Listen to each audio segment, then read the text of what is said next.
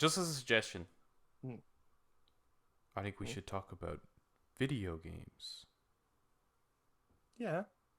Okay. For a Oh, change. I thought we were talking about movies. I was ready to talk about 300, but that's fine. Okay, video games. No, I think Adam's right. I think we should talk about We should probably talk video about games. We should give our take on video games. I think that would be a good idea. Well, I suppose As we brothers. we could dabble Yeah. into it. I suppose we don't really talk about them that much. We should do that as a podcast. Yeah. Okay. Let's do it. give that a go. So hello everyone. Welcome to our first episode. And yeah, welcome to the podcast. I'm Kris, joined by my brothers Adam Hello? and Eric. Hello. And we are in this virtual room today to give our take on video games.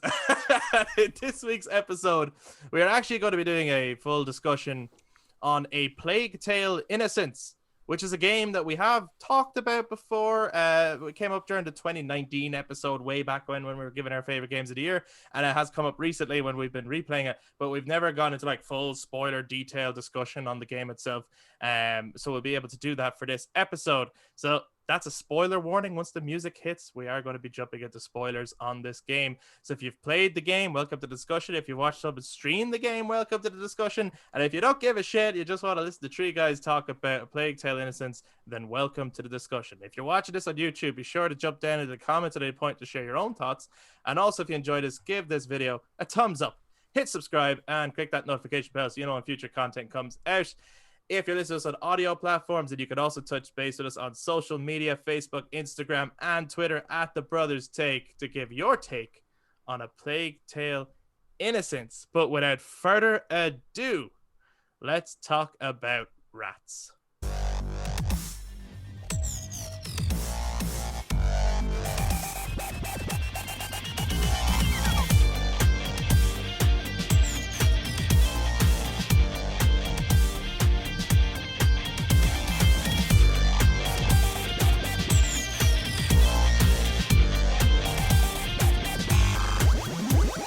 All I can think about is that song by Ghost. I was just about to say that. Yeah. Yeah. You said you said Yeah. we should talk about video games. I think we should just talk about music now. Yeah, and just we talk should. about Ghost's discography. Guys, check out Ghost. Sure. He's great. In particular, Square Hammer. I'm really loving the direction of 7 Inches of Satanic Panic, and I hope the next record is all that. Does anybody have a fucking clue what Adam's talking about? Are you following this shit? Well, do you know what? No. Is a Papa Emeritus. Kind of looks like a character from A Plague Tale, actually. Well, He kinda everything, looks all that entire prequel album is Yeah, A yeah, Plague it's- Tale Innocence, isn't It's it? A Plague Tale Innocence in a nutshell. Yeah. I want to just start the discussion from here and then see where we spiral into, right? A Plague Tale Innocence, is it a horror game? Yes. How would you class this game? You would? Horror? I think so, yeah. Yeah. Eric, what do you think? Huh. No, I wouldn't have counted it as a horror actually. Oh, what would you call it? Fucking awesome. Yeah, I know that genre. Yeah. You know when you're on the PS Store or the Xbox Store or wherever you like, or And you go to Steam, that genre. Fil- and you're like by action, fucking adventure, RPG, fucking awesome. Yes, there, please. I would have counted it as I suppose, yeah, survival horror to the extent of Last of Us. Like you can kind of be on edge. Yeah. Once you kind of get used to it towards the end, it kind of becomes awesome. Yeah, I suppose that minor, very minor horror. Minor? Really? Yes, yeah. What? So Just more okay, challenging. It's a challenging adventure but what makes thriller. what makes a horror game? Fucking Dead Space. Yeah, well, no, Dead Space is one, but yeah, I like, suppose there's is it different because- levels of horror as much as there's different levels of violence, isn't it? Like, I mean, yeah, like A Plague Tale isn't jump scary. no, it's not. No, No, it's not. but Not it's jump scare. disturbing. It's really disturbing. It's fucking incredibly disturbing. The body Yes. horror, the grotesqueness of it, Yeah, I think is Yeah. what makes it a horror. Oh yeah, it's quite visually horrific. When you're thinking about being in that situation, it'd be visually horrific. But Mhm. compared to Dead Space, that is It's like not full- it's not as scary. that is full blown horror because that has the body horror and the awful visuals as well as being scary. Yeah. being Yeah, yeah, survival yeah. horror. But Yeah. so it's like I just think there's the genre of horror, but what level of those? And then I suppose there's subgenres of horror. That's the thing. There is like, like Until Dawn is a horror game. It's nothing like Dead Space. It's nowhere No. near as scary as Dead Space. No, it's No. not, but No, it's still a horror it's game. obviously a horror. Yeah. It's a Yeah, yeah. slasher, Or it's like- slasher horror. Or people say Saw is a horror movie, right? Now Mhm. Saw is nothing like, say, The Conjuring Or Hellraiser. or Hellraiser or something like that. Like, they're very different. Or even Alien. Alien and Saw. It's like, are they the same genre? It's like they're both horror movies. Mhm. Very different. Very different. But to me, that's an interesting debate, because I was actually trying to describe this game to someone else who I was like, if you're into these kind of narrative games, this is one that you've probably missed, because I think a lot of people have missed this game. And I was like, I think it's really good. And if you're looking for something that's going to be kind of dark and it's going to keep you engaged, I think it will, but it's a bit harrowing. And then I realized that they're kind of nervous of horror games. And I was like, is this a horror game? Like, can I actually recommend this to someone who's nervous of that kind of thing? Do we know who it was? Oh, yeah. Well, yeah, a very good friend of yours and of me. I don't know if Adam knows them very well. But I think this, if it's the person I'm thinking of, I think they'd be fine with this game. I There's don't the thing, think right? Like, I mean, game's that level of horror. if you replace the rats with spiders, Yeah. would this be probably the scariest game you've ever played, Chris? Well, you see, here's the thing: the rats in this game are very similar, at least in terms of mechanics, To like a swarm of spiders, you mean? to the spiders in Uncharted 3. Uncharted 3.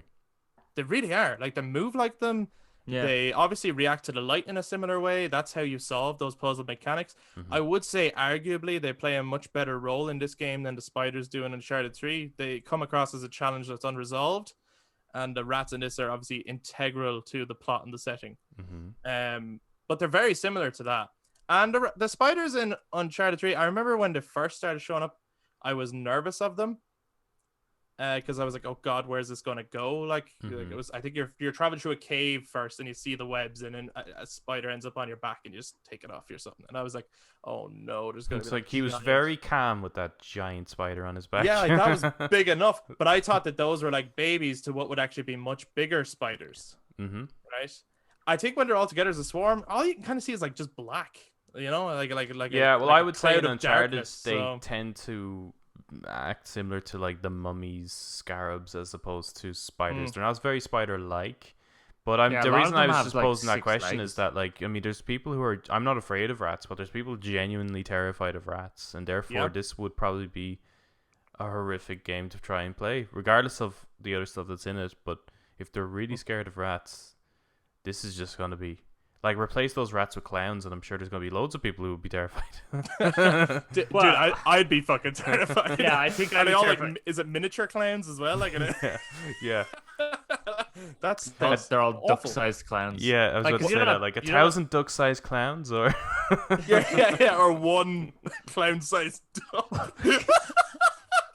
No, it's like a car shows up and so just a fuckload of ducks keep coming out of it. You're like, what the fuck? Like, you Oh, know clown that car bit trick. when it's chapter 5, and I think it's when they first showed off the game. Is you're going through that battlefield, and there's all the bodies for miles, and miles corpses. and miles. Mhm. Which That is was the quite a- battle between the English and the French, right?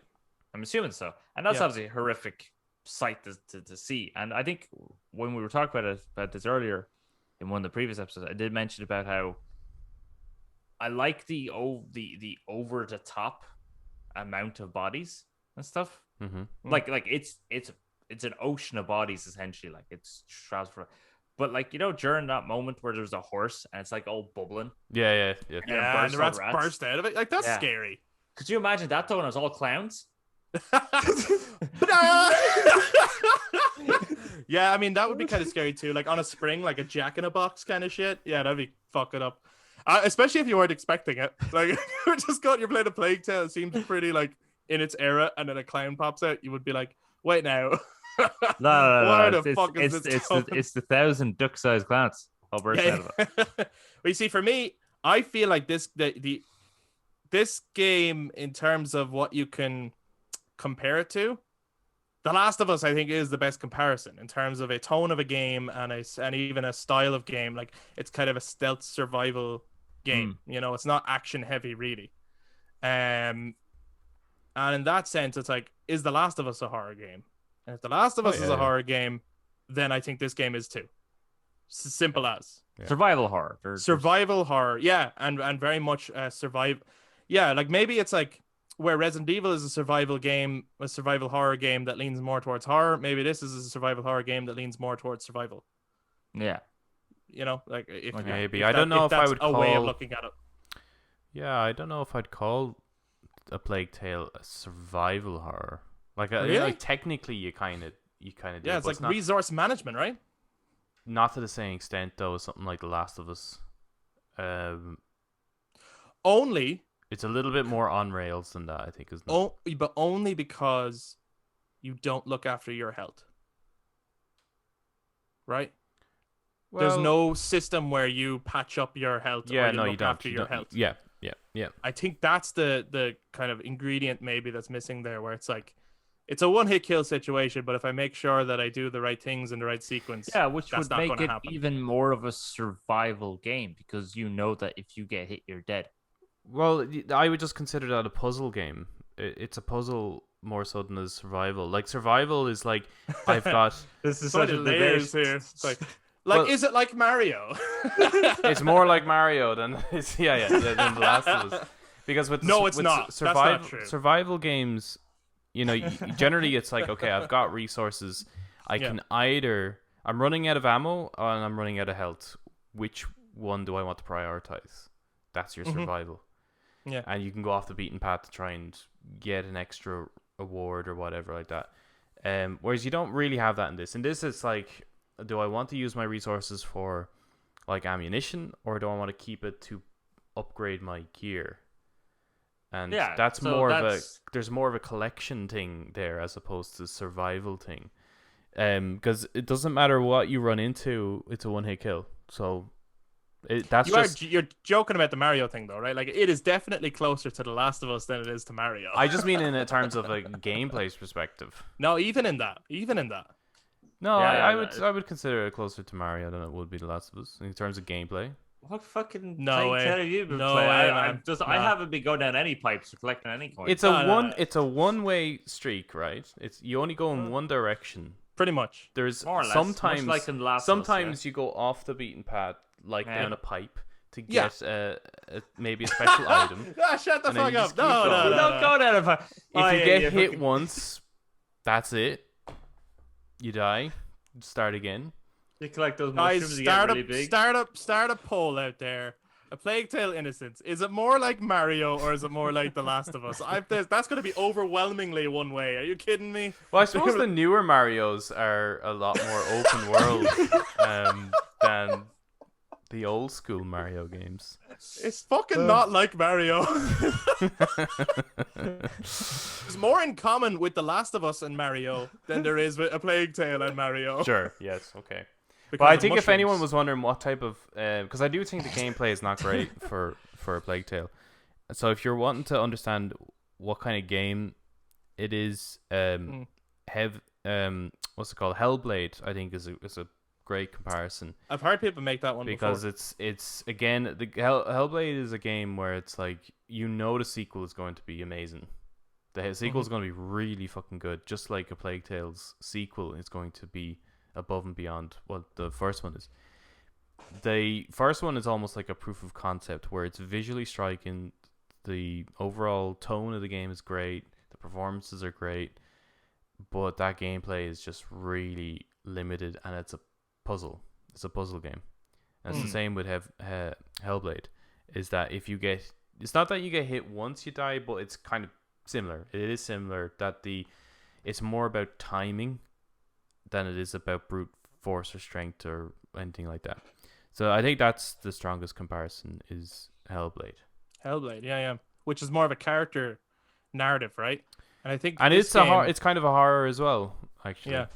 And I think this game is very much a character narrative, and if that's the kind of thing you're into, that's where it's going to resonate. What do you guys think of Amicia as a character? She's your protagonist. I really like her. Yeah, I like her a lot. Yeah. It's pretty cool. Especially once she gets her kind of gear, because I think in the beginning she comes across as having kind of a bland character design. Mm-hmm. I don't mean I don't yes. mean her hairstyle. I just mean the overall outfit or whatever. And you're kind of like, oh man, I don't know, like this. I feel very civilian, and so I feel like I can't do anything. And I just feel like the more she gets stuff and the more she gets equipment, there's a natural progression of her character, and you feel more capable.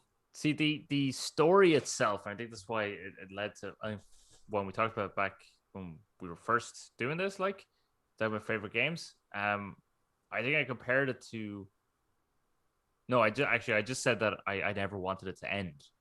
Like when I was playing it, I just loved it so much. I didn't. But it kind of reminded me of those stories.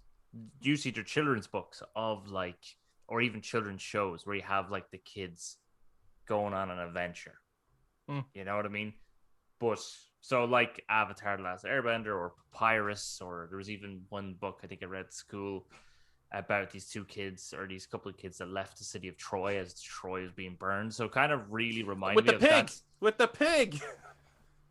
I know that story. Sorry. I don't remember the pig, but sure. I think the pig was the main character.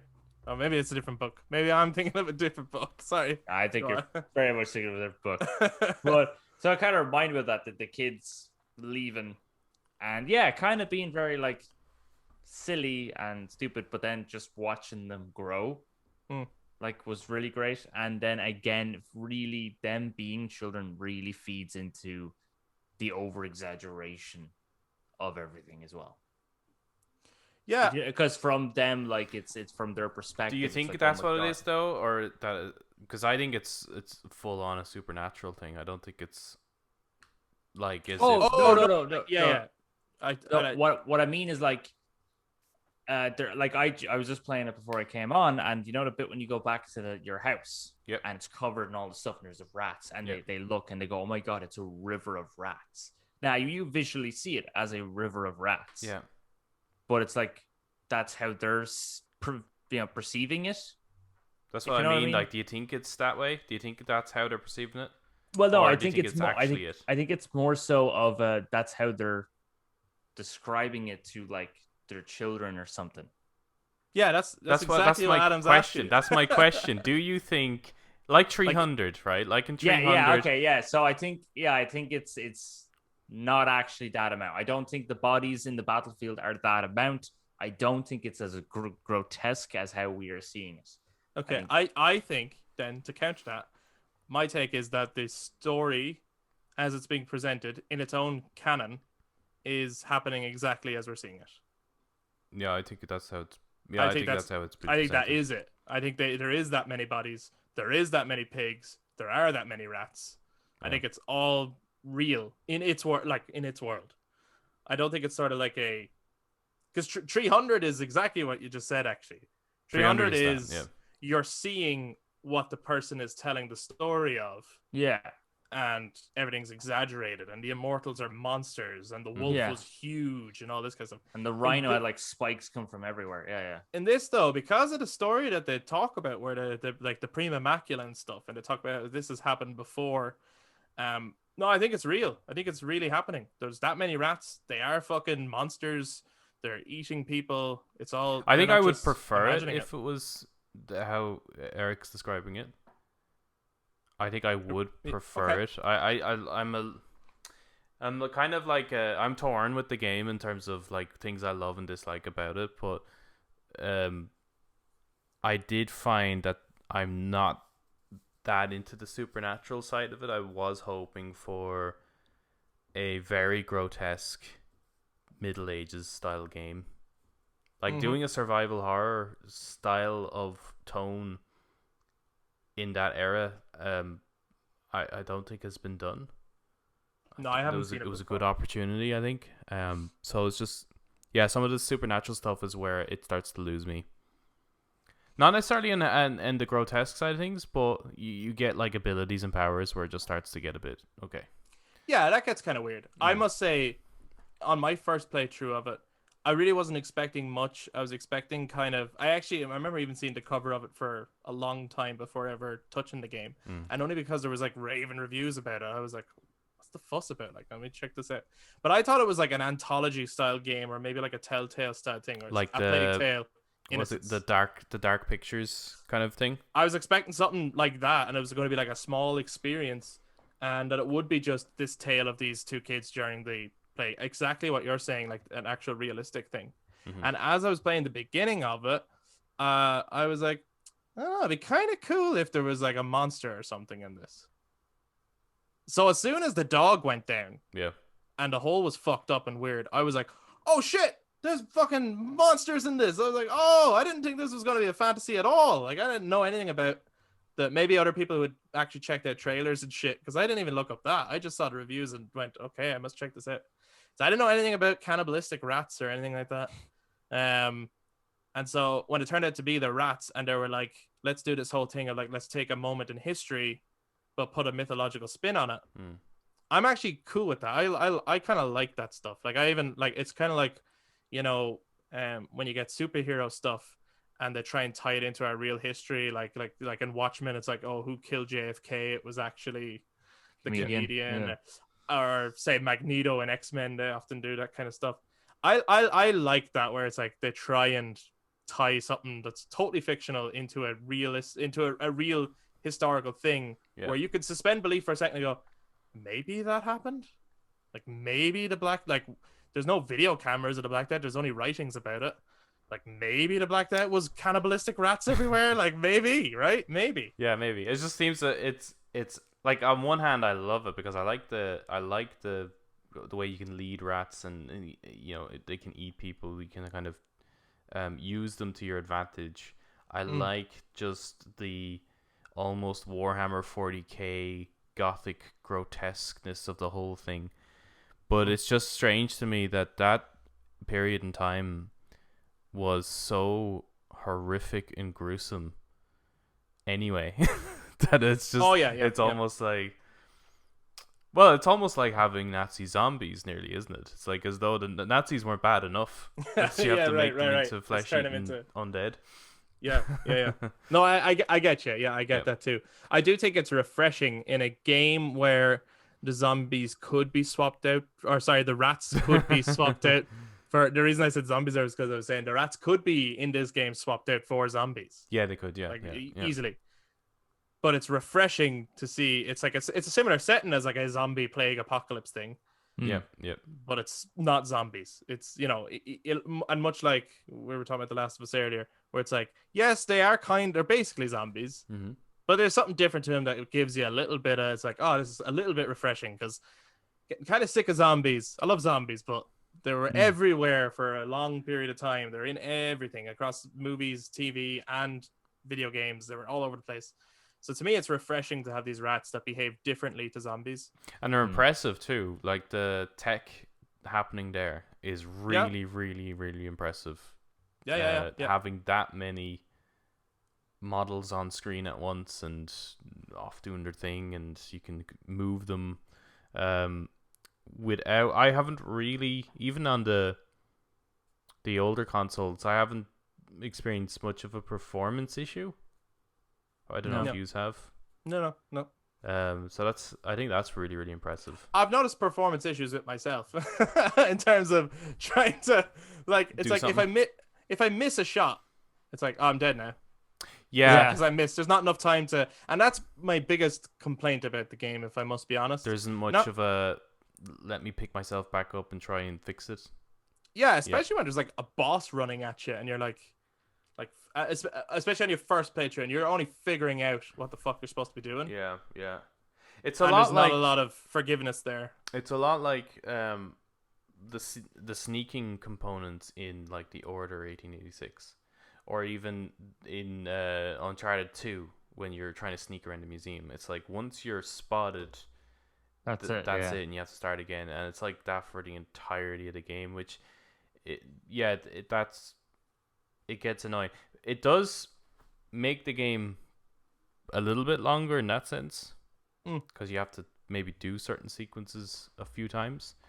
It also, you know, you might see something over there and you're like, will I risk it? You know, because I'll have to do all this again. I think the punishment is probably Not that it's like hard or anything like that. It's just that it's annoying. It's annoying having to It see can be. the Yeah. loading screen again and then get back into it. Yeah. So I'd hope that with the second one they'll improve that and make the punishment flow better in terms of the gameplay and make those choices as a gamer of whether I'll go that way or not more enjoyable, other than just I have to do it again if I get spotted. I think the gameplay is where the game is going to improve on the second one. I think so too. I really do. As well as, like, obviously they're making it for the next gen console, so the graphics will have improved. You know, there will be. Yeah, the rats will probably look better because the mechanics for the rats and the engineering of having that many rats is impressive. The rats do look shit. They do look like black blob. I think they look okay, but they look fine. I think you're right in some sense that the glowing eyes, which I think is maybe a way of helping them distinguish just how many rats there are, that it doesn't just look like a black blob. Yeah. But yes, it does look a little bit cartoony sometimes, I think. Yeah. where you're So like, I think with the next gen they will be able to, now that they've figured out how to make the rats move and how to have so many on, they can improve. Yeah, so they don't look so cartoony, which I think might have been what added to my idea that perhaps this is an over-exaggerated tale. Okay, yeah. Because it's of this. The rats have red eyes and shit. Yeah, like the wolf in the I black, gotcha. the wolf with the fur of night and the red crimson eyes in 300. Yeah. Great game though. Oh, I The music. You know what? The I have The to go score is back. incredible. The score is incredible. The music score is absolutely fucking incredible. Yeah. And Yeah. it really adds to certain moments, which I'm sure we'll bring up as we're going. I have to go back on something we once said in one of our episodes Oh. for 2019. For 2019. For 2019, I gotta go back. I gotta swap things around here. So let it be recorded here and now. At that time, I said Star Wars Jedi Fallen Order was my favorite game of 2019. I gotta give it to A Plague Tale. Ah. I prefer A Plague Tale Innocence to Jedi Fallen Order. I don't think I had finished it at the time. I remember we were giving it. Oh yeah. I gave it an honorable mention at the time because I don't think I'd finished it yet, and so I wasn't speaking on it in terms of an overall game and an overall experience. But yeah, no, I'd have to go back and say I prefer this game. It's my favorite game from 2019 that I've played. I didn't play Death Stranding, which I know was your That was favorite, Adam. my that one, time. yeah. So I'll get to play it out when the director's cut comes out, and maybe I'll have to do another. Guys, I gotta go back to 2019 again. I don't know. 2019 we'll was see, a but weird year anyway. It was a strange year. It was a very strange year. Yeah. It was kind of there wasn't a lot happening. It felt like. Well, there was a lot happening, just not in.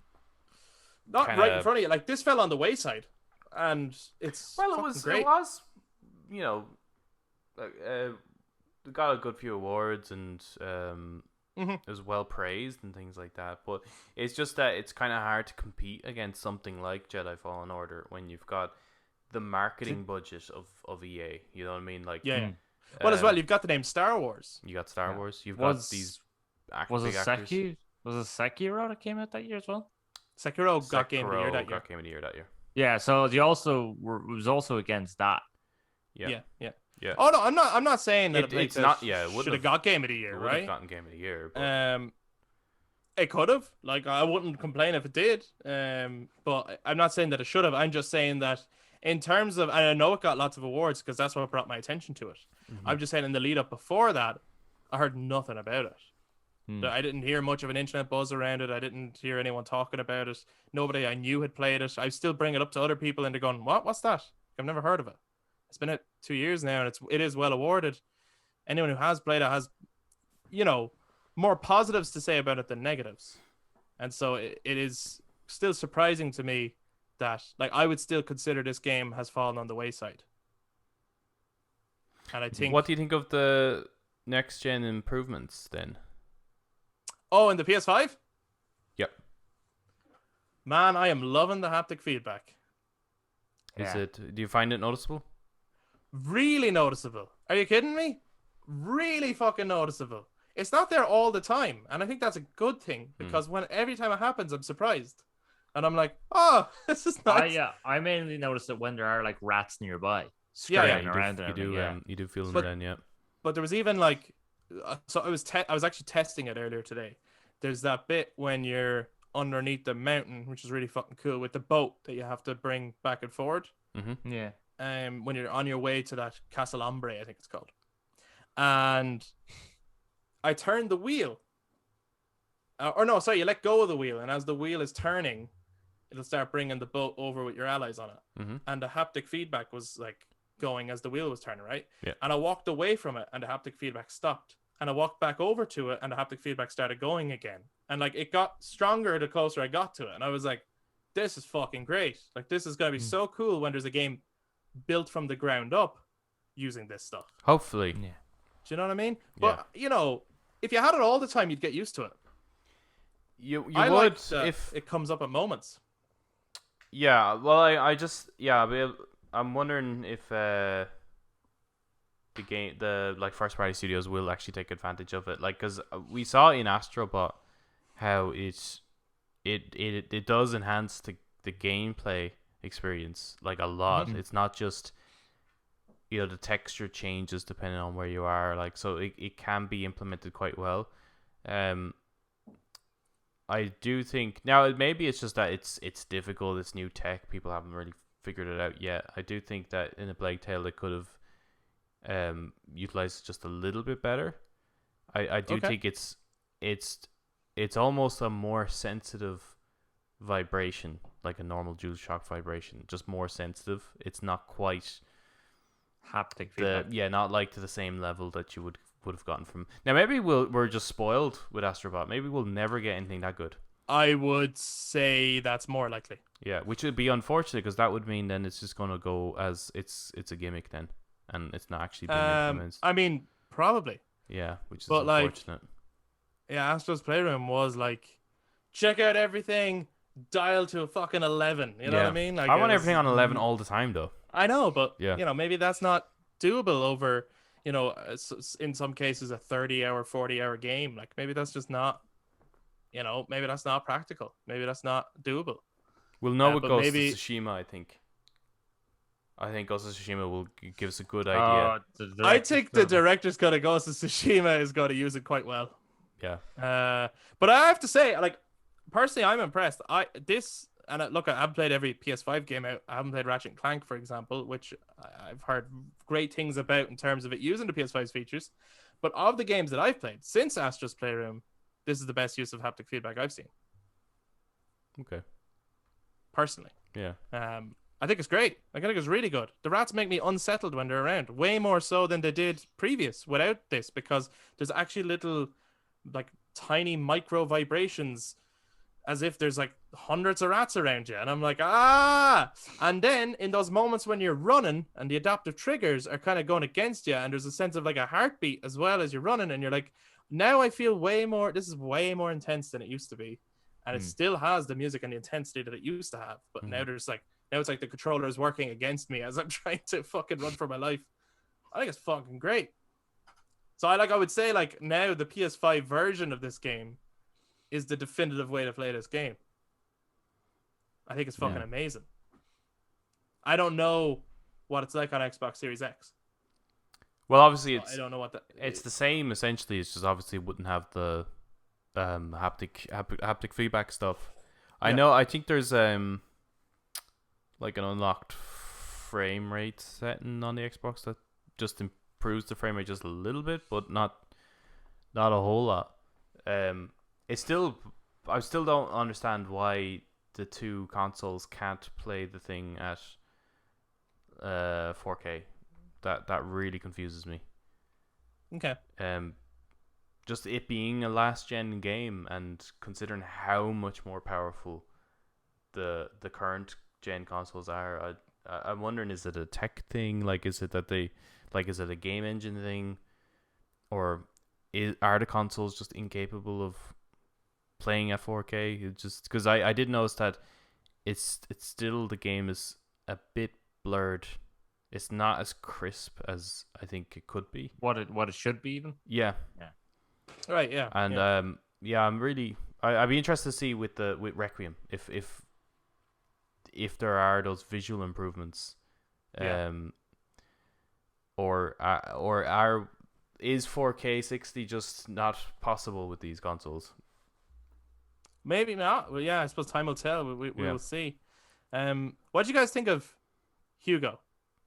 Who is obviously like this is another one of those where I get worried and I'm put off by it on first hearing it because I'm like, you know, historically some of the worst parts of games ever are those escort missions, and you're giving me another whole game of an escort mission. But it's like, I've come around to that because The Last of Us showed us that it can be done incredibly well if it's about building relationships and stuff. But what do you think about this version? I think again, because it reminded me of those shows or books about kids coming of age. I really liked it because I thought Hugo, the voice actor, was quite endearing with Yeah. his sort of like with his innocence, his love for the frogs, and his like. He actually is a little kid. Yeah, he Yeah, is. he Yeah. did. The voice actor is a really- little kid, and and Amicia is voice acted by a teenage girl. They Yeah, actually are. did a very good job. Like, Yeah. and then just Amicia having to all of a sudden become an adult to look after Hugo and protect Hugo from the horrors of reality. So I really liked their developing relationship. Yeah. And like Amicia having to make those difficult decisions and trying to find ways to explain to Hugo what's going on without having to be so blunt about it. And just Hugo's little kind of yeah. No, I really like the relationship between them. I really liked the story and the development between them. How And about then you, the- Adam? Um, No, Yeah. work back. I find is a bit like Atreus in it's more like that relationship than it is with the Ellie one. That it starts off with I really really like you, and then it gets to a point where I'm like, you're fucking annoying. I do agree that I think Amicia is just so well developed as a character, and you can actually feel the kind of the pressure and the responsibility coming on this new role that she's in. But then that kind of is taken away a little bit when Hugo goes run for his mother, and it's like you've kind of stripped away all that kind of responsibility that was once on Amicia. Now it's transferred back over onto the mother. At that point is where I thought the character of Hugo was just and then he becomes I suppose a weapon, I guess. Yeah, he does. Yeah. So I think up until he starts to get like really sick, I think up till you get to your little fortress thing, I think I really like the moments with him, and you're trying to look after him, and he's not understanding, and he's got all these quite like when he's picking up the flowers, he just sees the world still quite innocently and stuff like that. I really really like that, but I think from the fortress onwards, it kind of falls apart a little bit. Right. Around Hugo. For me, I think they did a wonderful job at putting you in the shoes of Amicia, in the sense that, like, where the game got me in terms of actually caring about this relationship was in the beginning. I was like, Hugo, shut the fuck up. Like, I don't want to look after you. I don't care. Oh, man, do I have to fucking mind you as I'm trying to kill guards? Oh, God. And it's like, your little voice is annoying the fuck out of me, Hugo. I don't give a shit. And then when he ran away for the first time, so this is all still like really early, like I'm only talking the first 2 chapters or whatever. But when he ran away for the first time, I was like, oh, no, come back. I'm worried about you. Come back. I was like, no. And the music intensified. I was like, no, Hugo. And the guy had him as the first person you kill. And I was like, leave him fucking alone. And I killed him. And I was like, it's a good moment. All that moment was like, holy shit, they got me. I was like, I'm Amicia. Yeah. I'm like, I don't want to look after him, but actually, if he's gone, I'm worried about him. Yeah. Ah, you clever bastards. So for maybe that doesn't work for everyone, but for me, I thought they paced that incredibly well, and they did a good job at telling, like, Amicia doesn't want to do this in the beginning. She doesn't want this responsibility. Yeah. She doesn't know him that well. She really wishes this was someone else's problem. Yeah, I think, and the second takes time it as on. well, when Hugo runs away, it's like a similar thing. Mm. Where I felt as a player was more like if he dies, Amicia feels like it's because of her he dies, as opposed to it's hard to know whether it's like I'm genuinely worried about his safety. Like if she knew he was going away and he was going to be safe, she'd probably be kind of feel a little bit better about it. But if he dies, it's because of her. But you as a gamer as well, if he dies, it's your fault as a gamer. Yeah. So they've like made that connection. Like I really did connect with Amicia as a character, which is why I when you then switch to play as Hugo, it didn't work as well as like it did in The Last of Us when you switch to Ellie. I get you. It didn't feel like passing off the torch. Yeah. It felt more like I suppose it was more similar to that moment in Resident Evil 4 when you play as Ashley. Yeah. It was more like that, where it's like, or Mary Jane in Spider-Man. Yeah, it's like I'm fully aware that this is a brief moment where I play as my companion, but I'm not the companion. This is like a diversion. There's some stuff that's happening in that chapter though that I like. Not necessarily playing as Hugo, but there's because you get to see the inside of like the Inquisition and what's going on and the fucked up experiments. It's very like Warhammer, isn't it? Yeah, kinda. Like... Yeah. And it's but also our last episode we talked all about Final Fantasy X. Yeah. I also, when playing this game, got kind of Final Fantasy X vibes from this religious cult that, on the surface, I suppose, seem good to the general public. And then they're actually doing these horrible stuff. I liked the bit where is it a bishop or a cardinal comes in and he's like... Oh, he's talking about excommunicating. The Archbishop. Stop this now. I really love that because it's like historically that absolutely happened. You had inquisitors like stepping way out of line, and the Roman Catholic Church was just like sending people in to say put an end to that shit now because you're gone way out of line there. So in a historical context, I think they did a really good job of portraying like these guys who think they're doing God's work, or at least using it as an excuse to do their job or what they think is their job. And they I think there's an element of like Resi 4 in there as well, like with the cultists in that. Yes, they've even adapted their own symbol. They're no longer using the crucifix. They have their own. It's a cool symbol too. It is really cool. It's a fantastic symbol. It looks like it could belong in history. Yeah, well, you're looking at it, you're going, that's definitely a religious symbol. And if I had to connect it to anyone, I do connect it to, say, some sort of Christian organization. It looks real. Yeah. But yet, it's also fictional. It looks like, I think there was some versions of the cross that the Roman Catholics had that had two. So I had the one straight down. Oh, right, yeah. One bigger one, then one smaller one. Because I think it's in Assassin's Creed 2 as well.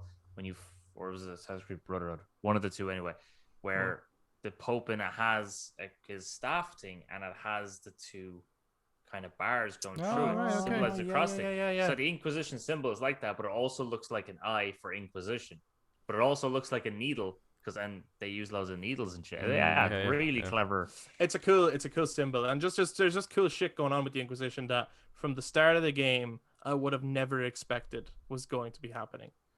Like even just the shit of them like collecting the rats in cages and unleashing them in towns and stuff, and experimenting, like taking the rat's blood and stuff, and or like injecting even Vitalis himself to try and keep him alive, and like just weird, messed up, culty kind of shit. I think one of the bits that looks the most Warhammer 40k, right, as Adam was saying, in the Inquisition place is when you're Hugo, you go into like this weird chapel looking room, but it's very gothic chapel, and all the people are on their knees. They're chained down to their knees, forced to pray, right?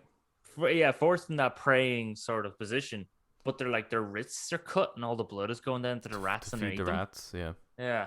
It's so messed. Like, I mean, come on, that's a horror game right there. Like that's. It is things like that makes like, it. That's like why it's like Mario Kart, like. Yeah. It's Super Mario if you had to go through dude, what the fuck? the warp. Yeah. It's Anyway, there's some of the designs as well actually for the Inquisition priests reminded me of the priests from the film Priest. Yeah, kind Or of. the comic, or the even comic Yeah, with yeah. the scar. There's definitely a lot of like that kind of, the manga or manhwa or whatever you want to call it, the Korean comic of Priest. There's certainly a lot like that in it. I'd be interested, like, what were their inspirations and stuff? I'd say they're. That's a badass comic that if people haven't read it, I don't know where you could find it nowadays because it's pretty hard to find. But yeah, I don't know where you would get it now. well worth reading and way better than the If you film adaptation. love cliffhangers and if you love things not getting finished, then this is right up that's your right alley. up your alley. No, but it is fucking cool. For that kind of shit, it is. Badass. It's got it's kind of similar in terms of its themes and. It is a pity. Like It is a pity though that you're mad, like, because it could have been such a very concise, awesome story. Yeah, if it wasn't so prolonged. Yeah, because you could tell. You could tell it was starting to go veer a little bit into side stories a bit. So many side stories, and then he starts to kind of like really drag out some moments. Yeah, and it's like, this doesn't need to happen. Like the first 9 are like. That's solid. And the artwork on the covers, oh my fucking god. Check them out somewhere, guys. Just probably fucking all the pictures screenshotted and uploaded online anyway. Oh, you can absolutely. Even if you just want to look at certainly the artwork could and stuff. get PDFs of the comics, definitely. But it's a pity. It is. We mentioned, like, again, some of the more horrific scenes in terms, like that one being one of them where the guys are being kind of forced to prey, but actually they're feeding rats at the same time in the depths of hell below them. Like, it's all really like, the imagery is fucking awesome.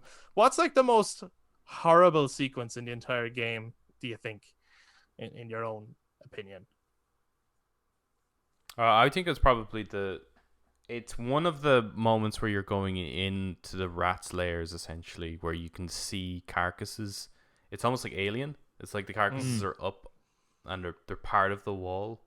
It's like as if they're using bodies and remains to create their hive. Man, I fucking love that.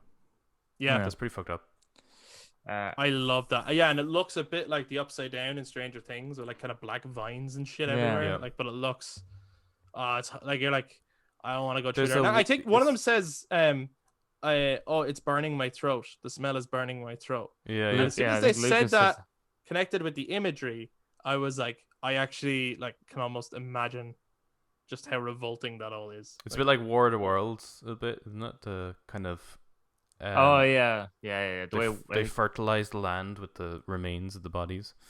Yes, yeah. It is very like that. Yeah. That sounds so like Trivium. It's just so badass. Eric, what about you? What do you think is the most horrific? For me, I think it's when you first see the pigs, because I think that's the first time you ever see. Yeah, that's rough. A large field of corpses. Yeah, and that's the first time where it's like, holy. Isn't that shit. impressive though? Oh, really impressive. Like really, really impressive. Because there's certain games where you look into the just not even that far, and it can't even render blades of grass until you get close enough, and then they pop up. Yeah. And here they are with like just fields of rats. Really impressive. Really impressive stuff. But it's with the pigs, because the pigs it's more realistic. Yeah. It's like they just slaughtered all these pigs for who knows what reason. Well, it seems to be to use them as bait to keep the rats away. It's to distract the rats. Isn't it? Yeah. Oh, actually, sorry. Leading on from the pigs, the most harrowing sequence actually is when you have to drag that pig over the place, let the rats eat it. That was horrible. It's horrible because as you're doing it, like I remember, like it's like, oh, pick up the first time I was playing it, when Lucas is like, oh, pick up the bag or whatever, and you pick it up, and you're like, oh, what are we gonna do with this? And then I was like, oh no. Yeah, and Lucas is like, no. Like, was it Hugo's like, oh, we're gonna feed him. Yeah, and I was like, oh no, I see what's happening, but Hugo doesn't. And Hugo's like, come on, piggy. And you're like, no. Yeah. That is, and then it's pretty hard. Because you're the one that has to actually put the fire out to let the rats kill it. Like, you physically have to do it. Yeah. And as you do it, Hugo's like, no, Amicia, what are you doing? And you're like, oh, I'm so sorry, Hugo. That's horrible. I would That have is liked actually more rotten. puzzles like that kind of stuff, like they're difficult decisions to make. Like there is one I get you. kind of after out in the battle sequence, the battlefield sequence, where you're going through kind of a tunnel and there's a dude at the end, and you're using a torch to push the rats up. basically pushing the rats up further and further and further Towards the guy. towards him. But there is a choice there. You can, if you decide, you can put your torch down, and you can actually light a torch on his end And save him. and you can save him. So you can have that the rats will eat him, or you can decide to save him. And I think more puzzles like that, I think for the second one, I think would be really, really cool, where it's like really difficult decisions to make. I think everyone in the first playthrough ultimately ends up killing him. Oh, yeah. I killed him And the because music- I didn't know there was an option. No, I Neither didn't did I. either. And the music is amazing, and the guy begging you to stop. And even Hugo beside you saying, "No, Amicia, what are you doing?" As you're just And trying she's to like, keep I'm the so rats- sorry. I'm so sorry. We need to. Or she was like, yeah, she was saying, you'll just tell on us or something, isn't it? Yeah, you'll just come after us or something like that. Yeah. So she's like justifying it to herself. That's fine. Yeah. That this is okay. Yeah, she's trying to say it's like, yeah. Because I actually, the second time playing it, decided, because I had heard that you can get a trophy if you save that guy. I was like, and I didn't know how you do it, but I decided, right, I'm going to stop midway and actually look around and see how do you do this. And then I saw the thing and did it. And I got the trophy, which is Savior. And I was like, oh, just, it's cool that you can stop, look around and see what your options are before you go charging ahead and doing that, which is Yeah. your first instinct is, fuck this guy, I got to get out of there. But if Yeah. you Well, just you only stop saw for them. a You second, only saw them as the enemy, didn't you? You didn't really yeah, see if you them stop as... for a second, you can actually look around and go, oh, there's another way. There's Yeah. actually a way for us all to get out of this. So I think that's really cool. But if you don't save him, I would say that's a very harrowing scene. It is. There's so many. It's such a harrowing game. I think I've said it Yeah. before when we're talking about it. It's probably the most harrowing game I've ever played. It's disgusting and horrific. And like Ash was sitting beside me as I was playing it one evening, and she was like, "This game just makes me feel gross. Like it's just uncomfortable." I was like, "Me too," but I kind of like it. But I agree with you. Like it's, I guess the whole thing is horrible. I think one of the more harrowing scenes for me is actually when you go into the town. You're trying to get to the college or the institute To get the library. Yeah. or the library even to get the Yeah. book underneath. Oh, But- right. But you're seeing the effects, like you're seeing bodies all over the town. You're seeing like there's loads of people dead. You see one guy comes out, he's choking on something. He starts drinking dirty water. Yeah, and you're saying don't drink the water. Yeah. Yeah. But just that whole thing, because it's like a moment where it's like that could be historically what it was like. Whatever about the monstrous rats and shit, just walking out and seeing dead bodies everywhere. Yeah, in and a there was town. the mass evacuation and everything, and then I think Yeah, there was people I think leaving. They They started unleashed the rats, didn't they, to clear Yeah, out the and- place and- essentially. And they hung. There was a bit where there's a woman arguing with a guard about wanting to see her husband, and the guard is like, "Look, your husband's gone, and when you go into the house, he's they've hanging. hung her husband, Yeah. just because he was sick. So that's what they did with the sick back then. If you're sick, they kill you, because Yeah. they're like, as far as we're concerned, that's what. And stops that's the another spread. moment, isn't it, where you're like, you can just disregard that body, you cut it down, and All the rats will eat All the it. Yeah, rats you will can eat it. use them to attract the rats. Yeah, I'm pretty sure that's actually that city is Paris that you're in. is it? Yeah, because I think at one point you're on the roofs, and I kind of looked around, and I think I saw a building that looked very much like Notre Dame. When was So- Notre Dame built? I imagine they. No, Yeah, I maybe, imagine, like- yeah. There's probably similar architecture though. In fairness, Yeah. Yeah, no, throughout like, France. It Yeah. just it looked like Notre Dame, so I did think to myself, "Am I in Paris?" Because that's kind of cool. I'm sure they would Yeah. have mentioned it. And then for a split second, I was like, "Ah, I wonder if the Eiffel Tower is here." Oh, of course not yet. It. Like, hey, where the fuck is Disneyland? Yeah. What's going on here? The rats are just evil versions of Mickey Mouse. So moving on from the most harrowing part of the game, what's actually your favorite part of the game? Maybe that's the same question. Depends on how No. dark and twisted your mind is. I would say probably the battlefield sequence. It's really strong. Yeah, it's pretty strong. purely sequence. because that beginning of that chapter starts off quite nice. You know, Hugo's following these frogs, and he's like, he's kind of almost like playing. There's. It feels like this was going to be a moment where it's almost like a breather, and then you just like go over the hill and you just see like endless bodies, and you're trying to trudge through them. And visually, that's really really cool. You can only imagine what went on there and how that happened. And the smell. Yeah. You don't Yeah, even imagine they did a really great job. Like, there's nothing, pleasant nothing that, about it. but there's nothing that faults it. You know, like sometimes you come across sequences and you're like, if only the graphics were a bit better, this would hit harder or something. You know, there's nothing really they could do there. They've captured the whole thing perfectly. Yeah. Well, I find that the color tones that they use make it that bit more harrowing.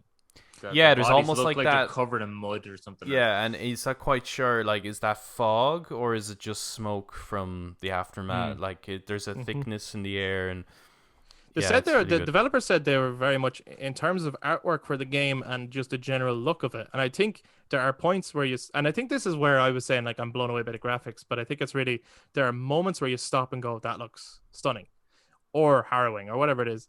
But they said that they were very much inspired by paintings. There was certain types of paintings too Like that they were trying to. maybe? I can't remember. There was a name to put on it. Maybe it is impressionist. I'm not sure, but they were certainly like medieval style paintings, where they or maybe would be Renaissance impressionist, paintings of medieval. Sure, settings. Probably Right? Renaissance. Yeah. probably Right? yes. Where they're trying to capture that kind of a look, and I think that's like that battle aftermath is a really good example of that, where like you get there and you're like, this does look like I'm walking through a really dark painting. Like it's like really messed up. Yeah, it's just like it puts you back in time a bit. Because the rest of the game I feel is very fantasy. You know, there's just the whole thing is quite fantasy. I mean, there's certain moments where you're like, oh, I imagine like the bit where you're talking about walking through the street and there's all these bodies. You can imagine that it's like bring out your dead moment. Yeah. You can imagine that's very similar. But I think that the battlefield with all those bodies, I would say 100% that's exactly what that looks like. Those battles.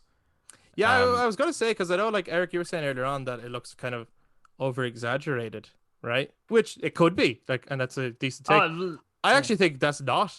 I would say I'd that's exactly what it looked like. I'd say that is actually pretty close to what stuff looked like back then, Which would just be horrifying. which is disgusting and disgraceful and horrible. Well, no, I do get that. Like, they do have bodies that would mount on top of bodies that would mount on top of bodies. But I think I'm more so taught that, like, it's a bit over exaggerated because of the thickness of the field, right? Like, it's so thick, and there's bodies essentially stretching the whole way, and then the sheer length of it, and there's bodies stretching the whole way. Like, I do get that there would be mountains, but it's the fact that nearly no part of that long stretch and field is untouched by a body. Yeah, right, If you right. get what I mean? Mm-hmm. Yeah. The bodies are placed for dramatic effect, Yes. as opposed to all being in kind of one spot where they would have actually converged. Yes, exactly. Yeah, I get you. But it's cool seeing the abandoned siege weapons and everything. Like, it's just Really cool. And then it's just using the that as scale of it. challenges. Using that as part of the yeah, challenges. it's and stuff like puzzles, that. yeah. It's really clever. Yeah, I think that's really cool. Eric, what's your favorite sequence of the game? Favorite sequence of the game? Good question. Well, thank you. I came up with it myself. You should ask that every episode, Chris. I should Yeah, really. yeah, We you should should. build our whole podcast on that. Around what's your favorite moment? I think this has been a really great first episode. Really finding our feet here. Yeah. Really establishing things.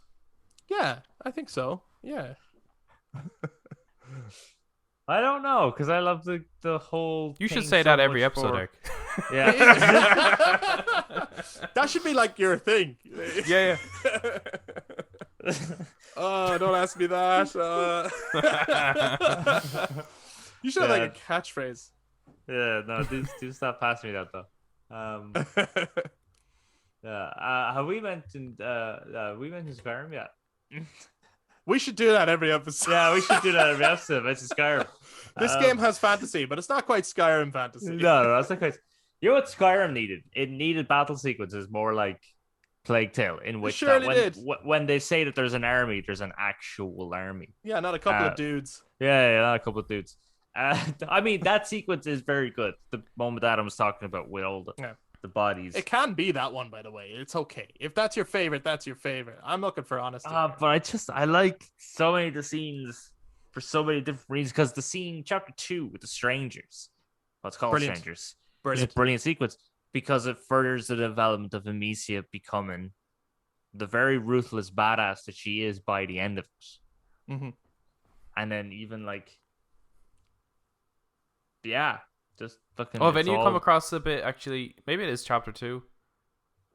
Trying to remember. And you're becoming a pirate in the process. Was it? I think it was. It's like the beginning of it. If you just go to the right, you go down to essentially a river, and there's like a jetty, and there's a bloody handprint on it. Yeah. Did you follow that blood up towards the kind of picnicky area? The little campsite? Yeah. That's a really fucking cool little... It's cool discovery.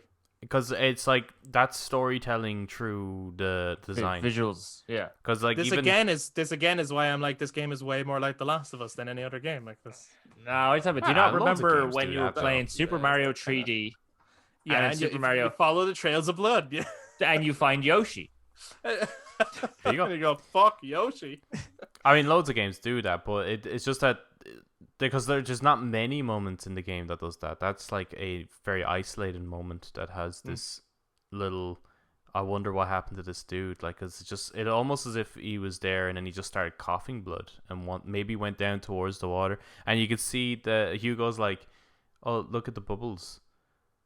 And Amicia's just like, it must be just fish or something like that. So it's hard to know, is he drowning in that moment? Did you just miss him? Yeah. Or is there something eating him? Or like I think that's really, really cool. And again, another moment I hope they expand on. Well, a moment I really love in the game. I can't say what my favorite moment is, unfortunately. Sorry, Chris. Oh, it's okay. I'm gonna get used to that. I'll try not to do it for every episode. Is when you first meet Sir Nicholas and the Inquisition, and they're killing everyone in the manor, and you have that music going and everything like that. Yes, but their music is so dark. It's fucking awesome. Is anyone else reminded of Star Wars a little bit whenever they see Lord Nicholas, especially if he's with Vitalis? That's like, there's the Emperor and there's Vader, or even Kylo Ren and Snoke. Is anyone else reminded of that kind of dynamic or relationship between the two of them? Now I am. Okay, because I couldn't help but think of that. I was like, okay, so Lord Nicholas is the sort of the Sith apprentice, and his master is Vitalis, who's the Emperor. I love his design. Lord Nicholas. Yeah, it's really cool design. It's cool that it's like you can tell he's a big deal, but he's also not got some ridiculous, like, he doesn't stand out like way too much from the rest of them. Yeah. Like, he does look like an Inquisition knight. It's just really the hood that separates him. Well, it's the hood, the helmet, the red armor, and the fact that they name him. They don't name anyone else. Okay, fine. It's everything about him. Fine. I think for me, one of my favorite moments of the game, and there's a lot of standouts. I think The Strangers is another really, really good one. But the moment, which actually, Adam, you were saying earlier, it's a bit that maybe you don't like. Maybe it's not the sequence. Maybe it's just the fact that Hugo ran away again. But when Hugo runs away the second time and you run through and you get what I would like to think of as a Rocksteady style, or even Evil Within, it's like a nightmare sequence. Sequence where you're running through essentially a recap of the events, but all of the horrible things that Amicia has done and been through are kind of closing in on her with that awesome piece of music that's playing as you're desperately trying to get your brother back. Yeah. And I just think that's a fucking amazing scene. That's like, this is why I play video games. Like, there's no movie that puts this kind of shit in my hands where I am engaging with it in this way. Like, I fucking love it. Yeah, it's a great sequence. No, I love that one, and I think that's the bit where I was talking about as being the most horrific, because that's where you run down into the tunnel and And there's it's all like, the bodies and yeah. then the rats and yeah. I think that was the bit where I thought was the most It's pretty rough. disgusting. That's fucking disgusting, man. No, I love that moment. It's just get you. it's more that from there onward with Hugo. I get you, yeah. Yeah. And I do think that like for example, I'd say for me, possibly the weakest part of this game, which other people might find a bunch of fun, but that final boss fight, I'm like, this is cheesy out. oh yeah. Like Like all, he with should, all the white with all the white rats and yeah, he should have just shot lightning bolts out of his hands, and then you're like, Nicholas, save me. yeah. I kind and of like. I kind of thought. I like the concept of it. Yeah, no, But I it's- like that he calls it's them his angels. Yeah. And that they're actually custom made rats. They actually Yeah. designed these rats based on their experiments and stuff. Yeah. I like that. That's concept. all really cool. Yeah, it's just the execution, I think. Yeah, it's just that actual fight is not great. Because again, if No. you fail once, You have to Do do the the whole whole thing, thing. And It's not checkpointed. It's really annoying. It's nowhere near quite as. quite a long fight as well. Yeah, and it's a bit weird that what's his name? Nicholas, is that what his name is? Yeah. Lord Nicholas, yeah. Like his fight sequence, it feels like you have to almost. You're essentially just using two techniques, isn't it? Like the thing to put out the fire, and then using the rats, and then the thing to ignite the fire. So you're using three techniques. It's weird that the last fight, like if I would imagine that the last fight should require you to use everything at your disposal in order to defeat him, like a Mr. Freeze boss fight. Right. You have to use all your techniques. Like otherwise, why'd you build up all this stuff? Yeah. Makes sense. Yeah. And there should be a new game plus, by the way, with all your equipment. Those are the kinds of things that will exist in the sequel. I imagine, those kind of modern. We think what so. people expect from games. I think so. Before we go on to the sequel, because I do think it'd be fun now, before we know anything else about it, to kind of speculate a little bit about it. Why is this game called Innocence? In your view, why is it called Innocence? Well, it's because of you're kids, aren't you? So Yeah, your innocence is being robbed from you. yeah. Oh, Sure. that's beautiful. Keep it coming, Eric. Give me this poetry. Give it a sweet juxtaposition here. You should do that every episode, at least once. Yeah, I'll do it for one episode. Maybe if you ever get to like Final Fantasy 10 or something. Yeah, good idea. Yeah. But yeah, no, it's because they're Hugo is obviously extremely innocent to the world because he's trapped in his room for like 4 or 5 years, whatever age he is like. Yeah. And then Amicia is obviously quite innocent to the hardship that life can offer because she's the eldest daughter to a royal family, and the father seems to be very like nice to her and allows her to participate in becoming a knight, and has trained her to use a sling and stuff. So he's very much ensures that she can defend herself, which wouldn't have really probably been a thing back in the day, back in 14th century, anywhere. Yeah. To allow women to compete in like horse challenges and to fight and everything like that. Possibly not. And Yeah. then to have their entire life stripped from them, all their friends, servants, guards, everyone killed, and being plunged into this journey where Amicia now has to grow up. Yeah. Her entire childhood robbed from her now. But she has to try and preserve. She has to do horrible things to preserve the innocence of her brother, right? Like she has to lose her innocence. Yeah, for his innocence to preserve his. And But innocence then- is not knowing too, and the whole game's about discovery as well as to like figure out what the hell's going on and what's up with Hugo and how why all this is happening, and then they discover what it is. So then it's no longer innocence. And then Yes. Hugo's innocence is also robbed in that chapter where he has to play as him. Yeah, and by the end of it, because now he has to use rats to kill people. Yeah. Which is horrific. It's horrible. It's probably more horrible than throwing a stone at someone's head. Yeah. Is forcing flesh-eating rats on people. More fun. So in though. that sense, or what? More fun though. Yeah, it's quite fun as a game, I have to say. But that means actually, I must say as well, the I think they did a really good job on the impact of the rocks. especially for that first kill. Obviously during gameplay you're focusing on a number of things, so you don't focus on it as much. But for that first kill, I think you really feel the impact of that rock hitting the head, because it could sound silly. They're like, oh, you fight with stones. Like it could sound a bit like you're Merry and Pippening this shit. But is that a verb? The verb to Merry and Pippin. Well, hobbits in general. But like if you've ever had a rock thrown at you, storm throwers. Oh yeah, they surely are. But if you've ever had a rock thrown at you, like it's a fucking brute force. So I think they do a good job at actually like showing that it's actually. Yeah, the animation it's of not when the guy is hit and falls, like I mean, it's really well done. Yeah, good way to. But this next game is going to be called Requiem, which is a fucking awesome title, by the way. Like, put Requiem in anything, and I'm like, yes, Requiem for a Dream. What do people hope to see from it? And is there anything in the trailer that stood out to you that you were like, oh, that's interesting or cool? So I'm looking forward to seeing how that plays out. I think Hughes pointed out, because we talked about the trailer before. Yeah, we were talking about the Journey Tree and stuff, right? Yeah. And Hughes pointed out, I never really copped it the first time, but Hughes pointed out to me that the rats were traveling in daytime. Yeah. Which they didn't do, which is very interesting. But the dialogue as well, someone is talking to Amicia and they're saying, you're going to have to stop him. Yeah, I think she does say something like, I can't, he's my brother. Mm-hmm. Yeah, I feel like Hugo is going to become a bad guy. Is Hugo turning to the dark side? Is the Star Wars analogy going to continue forward? Is Hugo Anakin and he's going to slowly turn to the dark side? Yeah, because he might, because we don't know that much about the Mancula or whatever it's called. The Prima Macula. The Macula, yeah. Yeah, it's not the Moncula.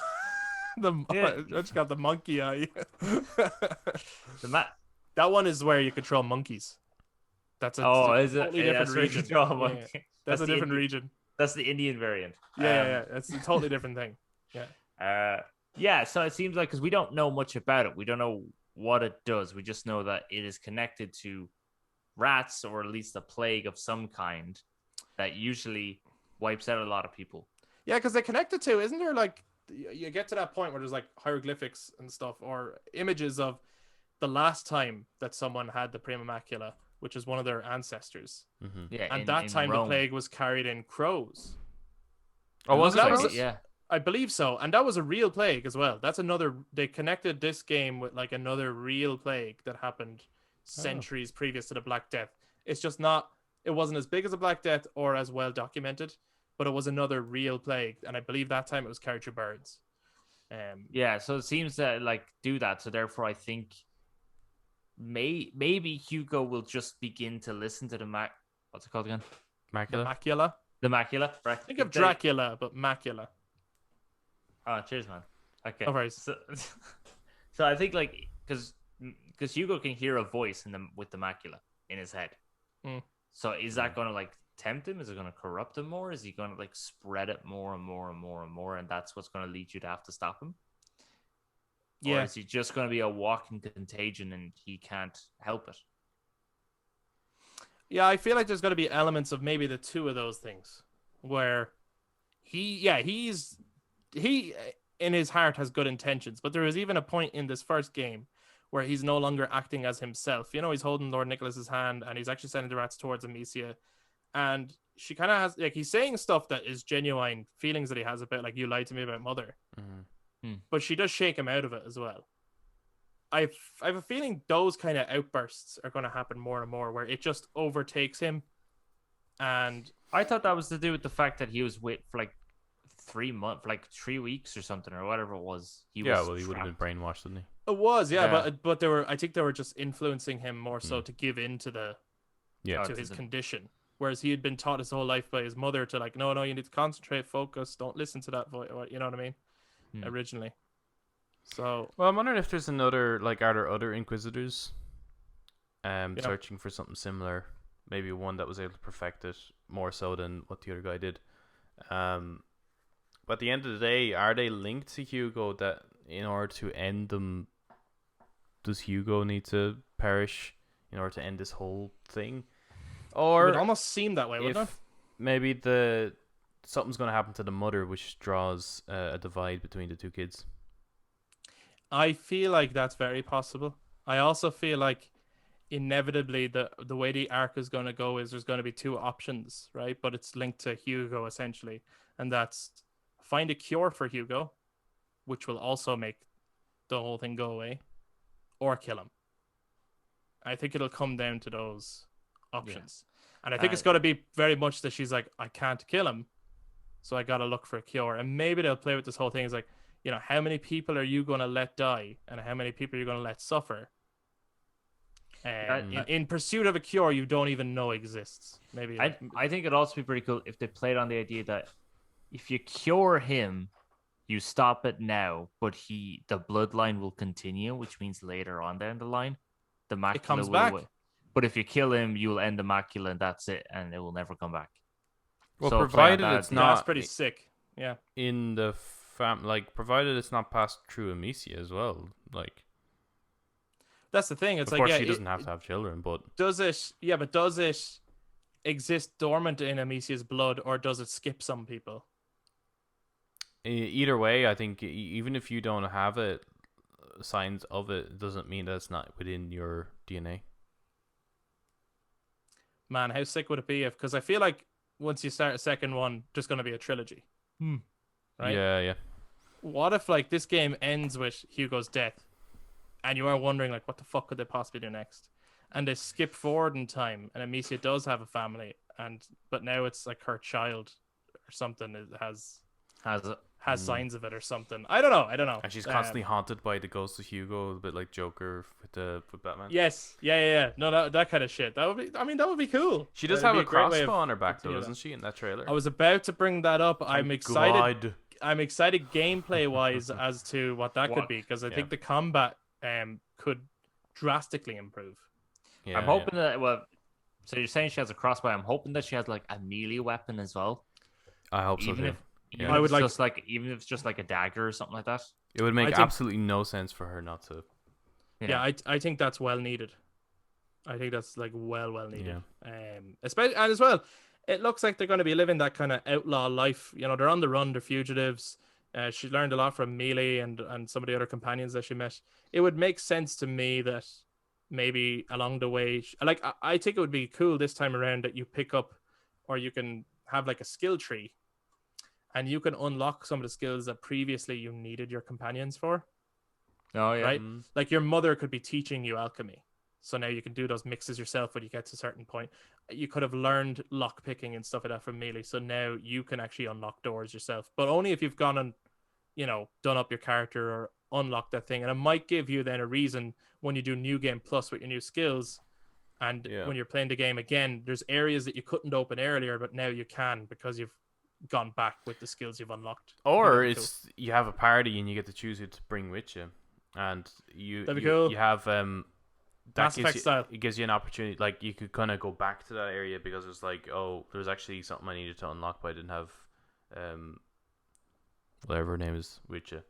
So it gives you an opportunity to go back to those places. That could be cool as well. I hope as well that not so much the other actors, but I do hope that the guys who played Amicia and Hugo reprise their roles. Yeah. I would like I'm to a little see confused as to their why they growth. didn't have French actors. Yeah, it's strange. Well, I That's think very strange. the studio knew that they wanted the dialogue primarily in English. They were aiming at a Western audience. And so for whatever reason, they were actually trying to, because they changed the lady who was playing Amicia had a much stronger French accent first.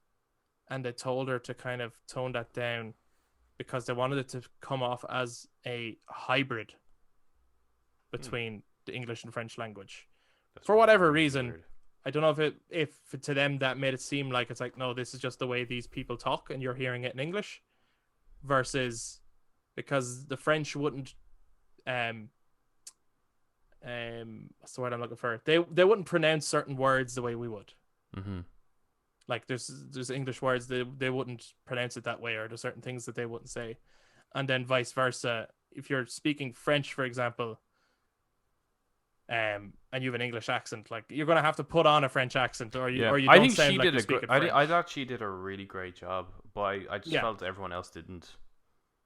Yeah, no, I would. That's why I think only the two of them would I be kind of, because I think that the Hugo actor would be a little bit older, a little bit more experienced. I think it would be nice to keep the two of them because of the relationship they would have built from the first game. Yeah.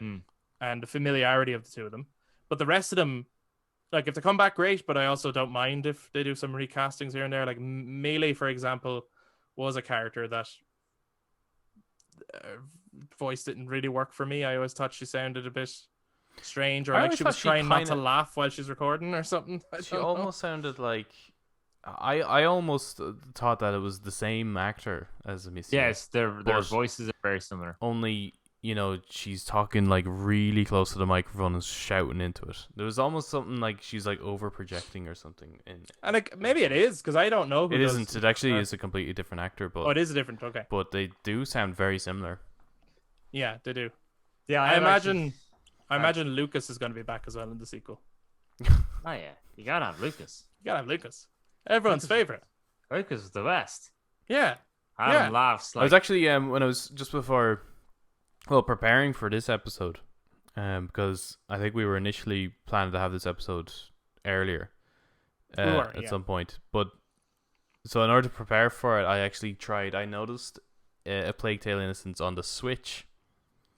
Oh, So I decided to give Right, that a yeah. go because Requiem has been announced for the Switch as well, and I was like, how the fuck is that would that going work? to play it?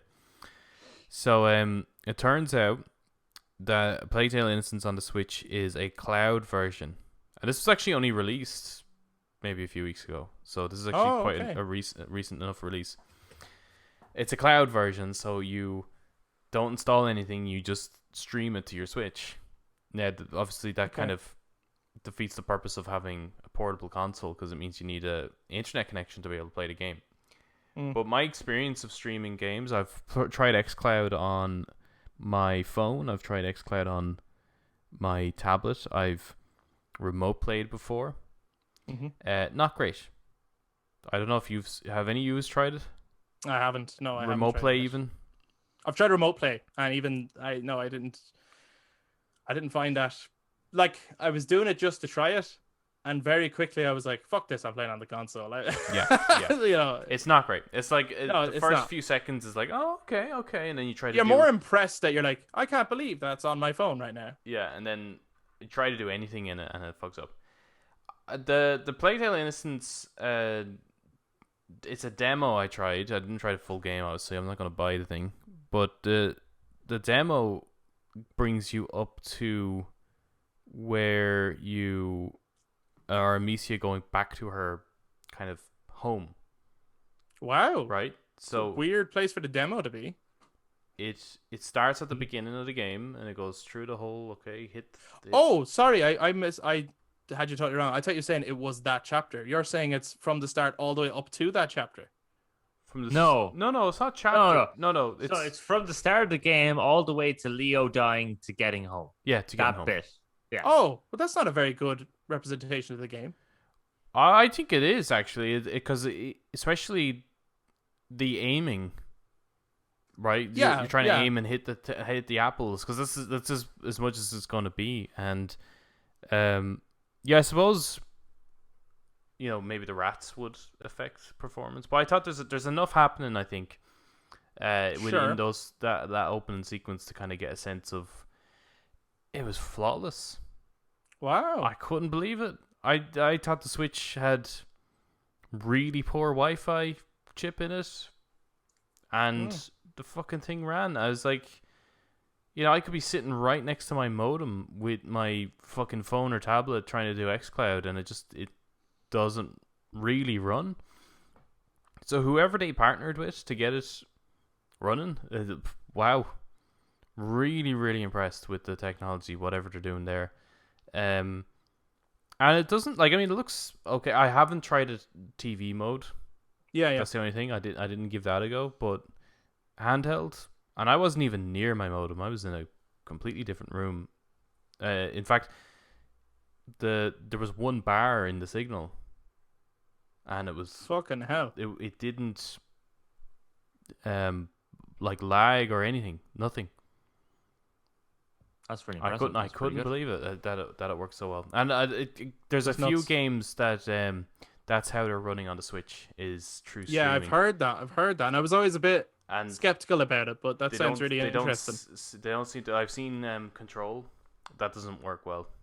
Yeah, I've heard that's At the all. one actually that Yeah. I'd heard about the most, where people were talking about that you can only stream it to your Switch, and they were saying It doesn't work. if you have a console, why the fuck would you play it on this? You're Yeah, like, yeah. you know. Well, I'm the That's same with the what I Switch heard. as well. I'm like, I don't see, like, if I had to choose now, whether I buy it on the Switch or any version of the PlayStation or the Xbox, it makes absolutely no sense, because the advantage of buying games on the Switch, like, why I might buy Witcher 3 on the Switch over a PlayStation would be that I can take it with me.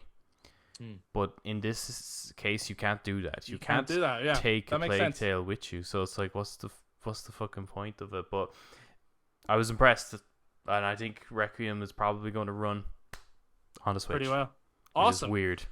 Well, guys, I think that's going to wrap up our conversation for this week on A Plague Tale Innocence. I've had a lot of fun doing this, so we should probably do more of these podcasts. I think this is pretty cool. But anyway, guys, if you've been listening, do make sure to get in touch. Let us know your favorite moments from A Plague Tale Innocence, and what do you play it on? PlayStation, Xbox, or Switch? Have you tried out the streaming version of it? Let us know what you think of it. If you've played more than just a demo of it, what's it like when the rats come on screen and stuff. Maybe get in touch. Let us know about that. If you're watching this on YouTube, you can touch base down in the comments below, but you could also show some support by giving this video a thumbs up, hitting subscribe, and clicking that notification bell so you know we put out future content. And if you listen to us on audio platforms, you can also touch base on social media, Facebook, Instagram, and Twitter at The Brothers Take. Again, to let us know your take on A Plague Tale Innocence. And what are you hoping for in the sequel, Requiem, which is only coming next year? You can also hear more from me on another podcast I do called The Plot Heads with my good friend, Mr. Danny Cunningham, where we talk movies, TV, and everything pop culture. So that's another great podcast that I think you guys should check out. And that's going to wrap it up for this week. Thank you very much for listening. I think we should end all of these podcast episodes by saying like goodbye in a certain way. Maybe we should do that. I don't know what way we could do that, but we should. That's something we should do. Like we should like always say au revoir or something. Like No, I think we should probably go. Bye-bye. Bye.